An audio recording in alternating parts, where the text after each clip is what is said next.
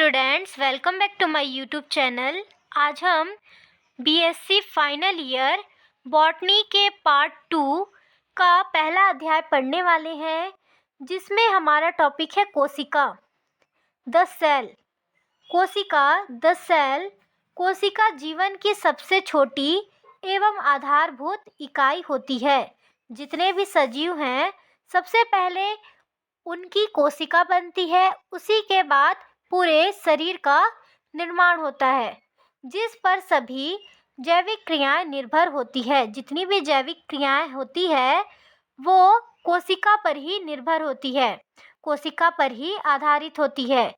कोशिकाएं सभी जीवित प्राणियों की रचनात्मक, स्ट्रक्चरल, कायिक, फंक्शनल एवं जैविक बायोलॉजिकल इकाई होती है।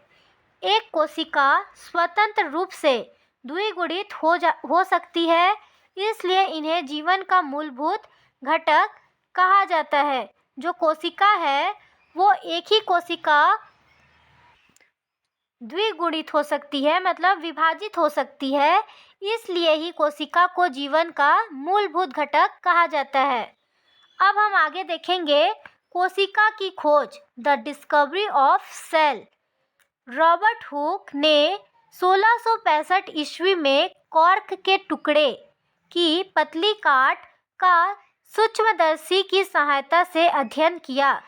जो सूक्ष्मदर्शी माइक्रोस्कोप होती है, उसकी सहायता से उसके बारे में अध्ययन किया, जो कि अभिदर्शक से देखने पर मधुमक्खी के छत्ते, जो कोशिका है वो मधुमक्खी के छत्ते के समान छोटे छोटे कोष्ठों के रूप में दिखाई देता है, जिसे हुक ने सेल्यूला कहा तथा प्रत्येक इकाई के लिए कोशिका नाम प्रस्तावित किया। जो रॉबर्ट हुक है, उन्होंने उसे, जो मधुमक्खी के समान दिखने वाली चीज़ थी, उसे उन्होंने सेल्यूला कहा, और जो प्रत्येक छोटी छोटी इकाई थी उसे कोशिका नाम प्रस्तावित किया।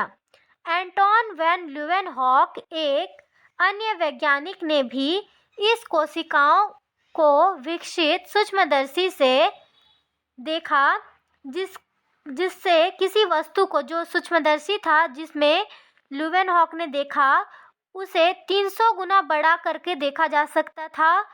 उन्होंने इन्हें एनिमैल्क्यूलस कहा, जिसके अंतर्गत प्रोटोजोआ और एक कोशिकीय जीवों को, जैसे जीवाणुओं, बैक्टीरिया को रखा। किसके अंतर्गत? जो इन्होंने एनिमैल्क्यूल्स कहा, उसके अंतर्गत जो एक कोशिकीय, जो सिर्फ एक कोशिका के बने थे, उन्हें रखा। जैसे कि जीवाणु, जो जीवाणु है, बैक्टीरिया है, वो सिर्फ एक कोशिका के बने होते हैं। जीव विज्ञान मतलब बायोलॉजी की वह शाखा जिसके अंतर्गत पादप तथा जंतु कोशिकाओं की संरचना, स्ट्रक्चर एवं कार्य, फंक्शन का अध्ययन किया जाता है। मतलब जो बायोलॉजी है उसके अंतर्गत ऐसी शाखा जिसके अंतर्गत कोशिका के बारे में, चाहे वो स्ट्रक्चर हो उसका या फिर फंक्शन हो, कुछ भी हो, बस कोशिका के बारे में जो अध्ययन किया जाता है उसे कोशिका विज्ञान या साइटोलॉजी कहा जाता है।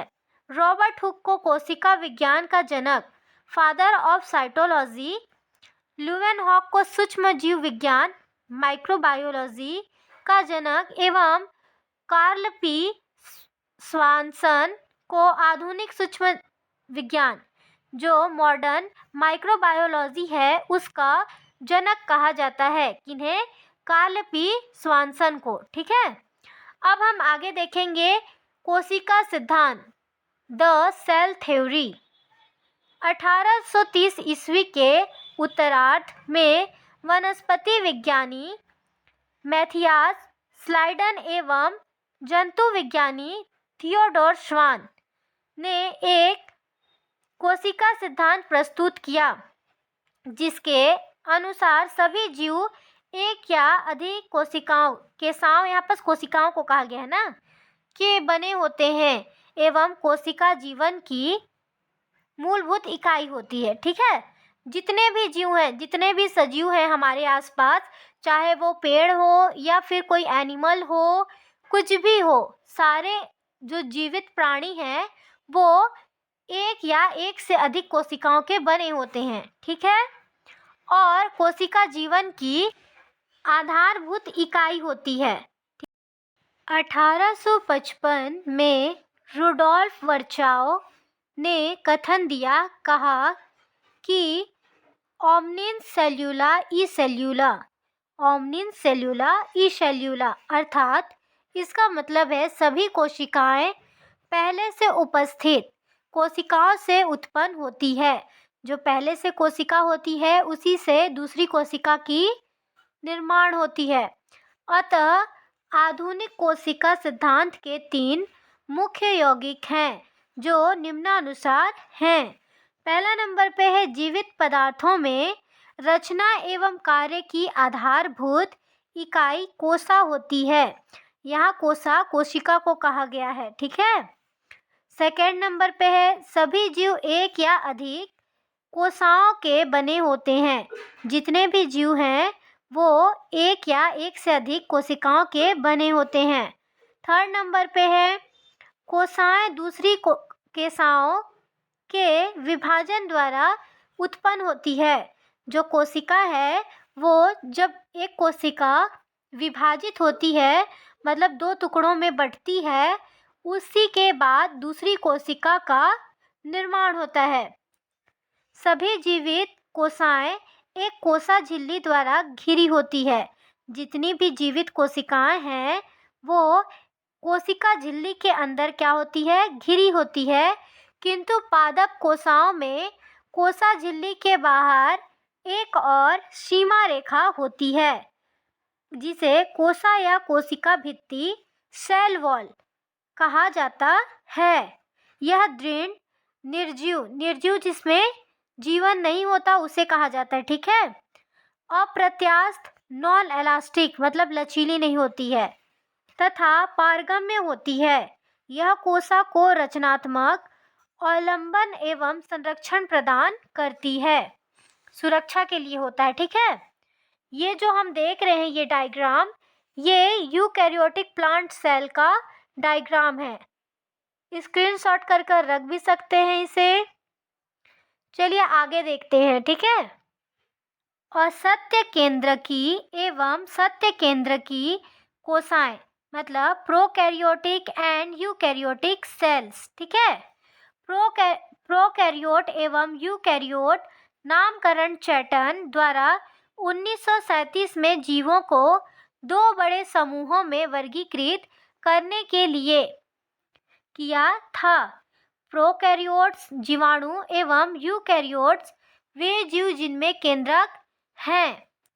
इस वर्गीकरण के स्टेनर एवं वैन नील द्वारा माना गया एवं सभी जीव विज्ञानियों द्वारा इसे सार्वभौमिक रूप से स्वीकार किया गया। ठीक है, नए वर्गीकरण के अनुसार प्रोकैरियोट को बड़े समूह में बांटा गया। आर्किया या आर्कीबैक्टीरिया एवं बैक्टीरिया अन्य प्रोकैरियोट्स हैं। माइकोप्लाज्मा, स्पाइरोप्लाज्मा, एक्टिनोमाइसीट्स एवं साइनोबैक्टीरिया प्रोकैरियोट्स में झिल्ली से घिरा हुआ केंद्रक अर्थात नाभिकीय पदार्थ एक सुनिश्चित नाभिकीय झिल्ली से घिरा हुआ नहीं होता। केंद्रिका न्यूक्लियस भी अनुपस्थित होता है, मतलब नहीं होता है। प्रोकैरियोटिक कोशिकाओं में अपेक्षाकृत रूप से डीएनए भी कम पाया जाता है। इन कोशिकाओं के कोशिका द्रव्य साइटोप्लाज्म में झिल्ली युक्त संरचनाएं नहीं पाई जाती है, किंतु अपवाद स्वरूप साइनोबैक्टीरिया में प्रकाश संश्लेषी झिल्ली पाई जाती है। कोशिका भित्ति म्यूरेमिक अम्ल और पेप्टिडोग्लाइकेन की बनी होती है। प्रोकैरियोट्स में गुणसूत्रों की संघनन नहीं होता है। समसूत्री तर्कु भी नहीं बनता। डीएनए द्विगुणित होता है और दोनों कॉपीज सरल रूप से एक कोशिका झिल्ली द्वारा सही रूप से विगल हो जाते हैं। सामान्यतः प्रोकैरियोट्स अलैंगिक जीव होते हैं, उसमें उनके गुणसूत्र की केवल एक ही कॉपी होती है। अर्धसूत्री विभाजन, युग्मक निर्माण एवं निषेचन नहीं पाया जाता। कुछ प्रोकैरियोट्स में संयुग्मन करने की क्षमता होती है, जिसमें डीएनए का एक टुकड़ा एक कोशा, यहाँ कोशिका को कोशा कहा गया है, कोशिका से दूसरे कोशिका में चला जाता है। आंतरिक रूप से यूकैरियोटिक कोशिकाएं अधिक जटिल होती है। रचनात्मक स्ट्रक्चरल को कहा गया है एवं कार्यात्मक फंक्शनल को कहा गया है। दोनों तरह से यूकैरियोटिक कोशिकाओं में केंद्रक न्यूक्लियस होता है। यह वह भाग है जो कि जटिल झिल्ली से घिरा होता है, जिसे केंद्रकी झिल्ली कहते हैं। यूकैरियोटिक कोशिकाएं एक जटिल विधि द्वारा विभाजित होती है, मतलब बंटती है, जिसमें समसूत्री विभाजन कहते हैं, जिसे समसूत्री विभाजन कहते हैं, जिसमें द्विगुणित गुणसूत्र संघनित होते हैं और समसूत्री तर्कु द्वारा पृथक होते हैं। पृथक होना मतलब अलग होना। इस तर्कु के कारण पुत्री कोशिकाओं में आनुवंशिक पदार्थ की समान मात्रा वितरित होती है। सरलतम यूकैरियोटिक कोशिका में प्रोकैरियोटिक कोशिका के थोड़ा अधिक डीएनए पाया जाता है। अब हम देखेंगे comparison between prokaryotes and eukaryotes. हम यहाँ दोनों की तुलना करेंगे, प्रोकैरियोट्स की और यूकैरियोट्स की, ठीक है। सबसे पहले देखेंगे प्रोकैरियोट्स का पहला नंबर। केंद्रकी झिल्ली अनुपस्थित होती है। आनुवंशिक पदार्थ में डीएनए के एक या दो रेशे होते हैं, जिनके साथ हिस्टोन नहीं पाए जाते। यूकैरियोट्स में देखेंगे पहला नंबर, केंद्रकी झिल्ली उपस्थित होती है और प्रोकैरियोट्स में नहीं होती है। आनुवंशिक पदार्थ में एक से अधिक गुणसूत्र होते हैं। डीएनए के साथ हिस्टोन समाहित होता है और प्रोकैरियोट्स में हिस्टोन नहीं पाए जाते, ठीक है। सेकेंड नंबर पे है कोसा भित्ति उपस्थित होती है, जिसमें म्यूरेमिक अम्ल पाया जाता है। और यूकैरियोट्स का सेकेंड में है, यदि कोसा भित्ति उपस्थित होती है तो म्यूमेरिक अम्ल नहीं पाया जाता, किसमें? यूकैरियोट्स में। थर्ड नंबर पे है झिल्ली युक्त कोशिकांग नहीं पाए जाते। प्रोकैरियोट्स में झिल्ली युक्त कोशिकांग नहीं पाए जाते और यूकैरियोट्स में उपस्थित होते हैं। क्या उपस्थित होते हैं? झिल्ली युक्त कोशिकांग, ठीक है। फोर्थ नंबर पे है प्रोकैरियोट्स में थाइलेकोइड्स यदि उपस्थित होते हैं तो वे स्वतंत्र रूप से कोशिका द्रव्य में फैले होते हैं। थाइलेकोइड्स उपस्थित होने पर क्लोरोप्लास्ट के अंदर पाए जाते हैं यूकैरियोट्स में, ठीक है।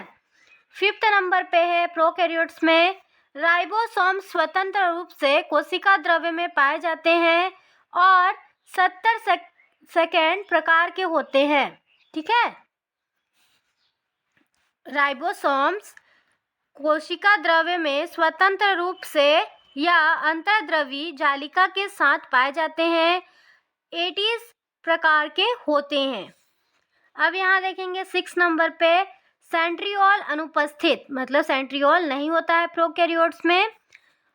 और यूकैरियोट्स में जंतु कोशिका में सेंट्रियोल्स उपस्थित, जो जंतुओं की कोशिका है उसमें सेंट्रियोल्स होता है और पादप कोशिका में नहीं होता है, ठीक है। 7 नंबर पे है फ्लैजिला कभी कभी उपस्थित एक ही रेशे के बने होते हैं। यदि फ्लैजिला उपस्थित होते हैं तो 11 रेशे 9-2 के बने होते हैं। 8वां नंबर पे है कोशिका विभाजन में तर्कु नहीं बनता। इधर है यूकैरियोट्स में कोशिका विभाजन में तर्कु बनता है। ठीक है, अब देखेंगे कोशिका भित्ति, सेल वॉल। पौधों, प्लांट तथा जीवाणुओं, बैक्टीरिया में प्रत्येक कोशिका के चारों ओर एक कोशिका भित्ति सेल वॉल अनिवार्यतः उपस्थित होती है। जितने भी प्लांट्स हैं, जीवाणु हैं, सबके कोशिका के चारों ओर क्या उपस्थित होते हैं? सेल वॉल, कोशिका भित्ति। ठीक है, पौधों में यह सेल्यूलोज, हेमीसेल्यूलोज तथा पैक्टिक पदार्थों की बनी होती है। जो प्लांट्स की सेल वॉल होती है वो सेल्यूलोज, हेमीसेल्यूलोज, पैक्टिक पदार्थों की बनी होती है। ठीक है, जीवाणुओं की कोशिका भित्ति में प्रोटीन, लिपिड तथा पॉलीसैकेराइड युक्त जटिल पदार्थ होते हैं। जो जीवाणु होते हैं, एनिमल्स होते हैं, उनकी जो सेल है, उनकी जो कोशिका है, वो प्रोटीन, लिपिड तथा पॉलीसैकेराइड जैसे जटिल तत्वों की बनी होती है, जटिल पदार्थों की बनी होती है। जंतु कोशिका, एनिमल सेल में कोशिका भित्ति का अभाव होता है तथा उसके स्थान पर सबसे बाहरी परत के रूप में कोशिका कला, सेल मेम्ब्रेन या प्लाज्मा मेम्ब्रेन पाई जाती है। कोशिका भित्ति की आकारिकी, मॉर्फोलॉजी ऑफ सेल वॉल। कोशिका भित्ति के विभिन्न भाग निम्नलिखित हैं। फर्स्ट नंबर पे है मध्य पटल, सेकंड नंबर पे है प्रारंभिक भित्ति, थर्ड नंबर पे है द्वितीयक भित्ति, फोर्थ नंबर पे है तृतीयक भित्ति, फिफ्थ नंबर पे है प्लाज्मोड समेटा। फर्स्ट नंबर पे देखेंगे मध्य पटल। यह पादप कोशिका की सबसे बाहरी परत, जो प्लांट सेल हैं उनकी सबसे बाहरी परत को जो दो आसन्न कोशिकाओं को जोड़ने का कार्य करती है। यह मुख्यतः पैक्टिक पदार्थों की बनी होती है तथा अक्रिस्टलीय एवं कोलाइडल प्रकृति की होती है। कैल्शियम तथा मैग्नीशियम पैक्टेट इसके प्रमुख अवयव होते हैं तथा अभिरंजक गुणों में कोशिका भित्ति के अन्य अवयवों से भिन्न होती है, मतलब अलग होती है। कभी कभी इसमें लिग्निन तथा हेमोसेल्यूलोज भी पाया जाता है। यह प्रबल अम्लों, स्ट्रॉन्ग एसिड में विलय होती है। कौन? मध्य पटल। ठीक है, सेकेंड नंबर पे है प्रारंभिक भित्ति, प्राइमरी वॉल।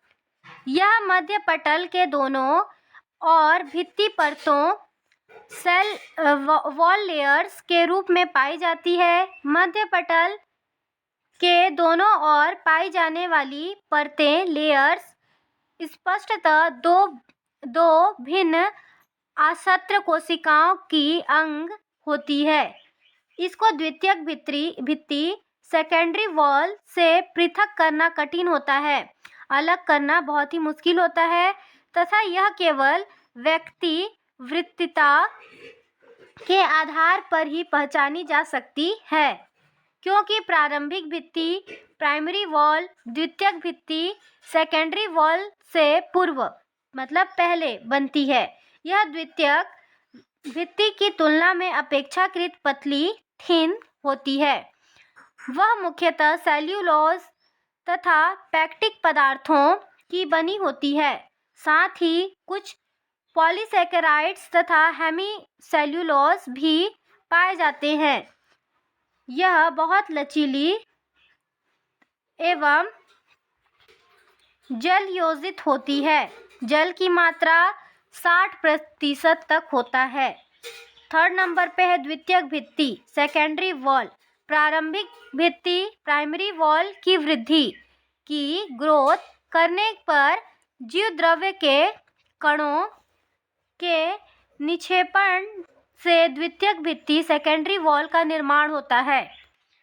यह प्रदान करती है उदाहरणार्थ कॉनिफर्स की वाहिकाएं तथा ट्रैकेट्स में यह भित्ति 3 परतों S1, S2, S3 में विभाजित की जा सकती है।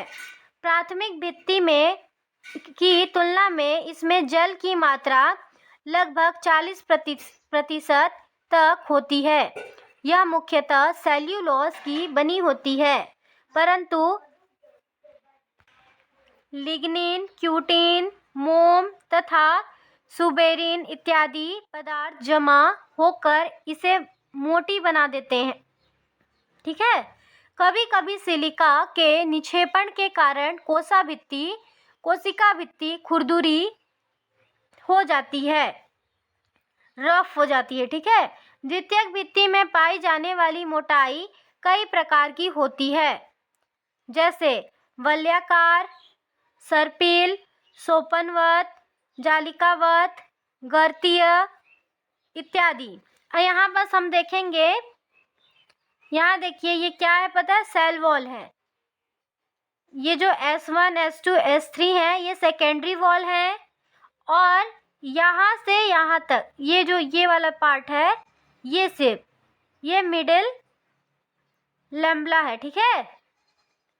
और ये जो है ये प्राइमरी वॉल है, ये प्राइमरी वॉल है यहाँ से यहाँ तक, और यहाँ से यहाँ तक मिडिल लैम्ब्ला है, और यहाँ से यहाँ तक सेकेंडरी वॉल है। इधर ये जो है यहाँ से यहाँ तक ये वाला जो पार्ट है इसे माइक्रोफाइबर्स कहते हैं। ये जो डायग्राम है ये माइक्रोफाइबर्स का डायग्राम है। ठीक है। अब हम 4th नंबर पे देखेंगे तृतीयक भित्ति, थर्डरी वॉल। यह भित्ति यदा कदा ही पाई जाती है तथा द्वितीयक भित्ति के भीतर की ओर होती है। वस्तुतः यह भित्ति अपहाशित प्लाज्मा से सूखे हुए औसस का अस्तर लेयर होती है। 5th नंबर पे है गर्त तथा प्लाज्मोडेस्टेटा। अधिकांश कोशिकाओं में कुछ पतले क्षेत्र होते हैं जहां प्राथमिक भित्ति पर द्वितीयक भित्ति का निक्षेपण नहीं होता। ये क्षेत्र गर्त कहलाते हैं। इनमें से कई क्षेत्रों में छोटे छोटे छिद्र होते हैं जिनसे होकर कोमल कोशिका द्रव्य धागे निकलते हैं। इन्हें प्लाज्मोडेस्टेमा डेस्मेटा कहते हैं। ये एक कोशा को दूसरी कोशा से जोड़ते हैं, एक कोशिका को दूसरी कोशिका से जोड़ते हैं। यहाँ हम देखेंगे स्ट्रक्चर ऑफ सेल वॉल। ये सेल वॉल का स्ट्रक्चर है, स्क्रीनशॉट करके भी रख सकते हैं इसे। हमारा टॉपिक यहीं ख़त्म हुआ। अगर आपको हमारे चैनल से हेल्प मिलती हो तो प्लीज़ हमारे चैनल को सब्सक्राइब करें और कमेंट कर बताएं कि अगली वीडियो आपको किस टॉपिक पे चाहिए। Thank you.